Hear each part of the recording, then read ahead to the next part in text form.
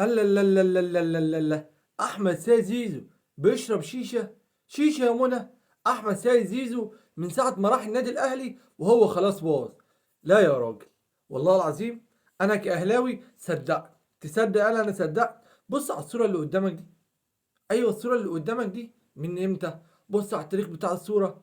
يا حبيب احمد سيد زيزو لما كان بايظ كان بايظ عندك. لما كان بيشرب شيشه كان بيشرب شيشه وهو بيلعب عندك. انما اي حد بيجي النادي الاهلي بيتعلم الادب والاحترام والانتظام والانضباط.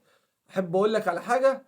بص على امام عاشور وهو عندك كان بيعمل ايه، وبص على امام عاشور وهو عندي بيعمل ايه. مثال للاخلاق والانضباط وكل حاجه. فيا حبيبي انت عندك زريبة وانا عندي مدرسة. فهمت الفرق بيني وبينك؟ والله العظيم هتفضلوا الجمهور تعبان في دماغه. عارفين ليه؟ عشان بتجيبوا القديم على انه جديد. بس احنا كجمهور النادي الاهلي عمرنا ما هنكون مغفلين ونجري ورا صور ملهاش اي لازمة وصور من سنين. بس كده. يلا سلام.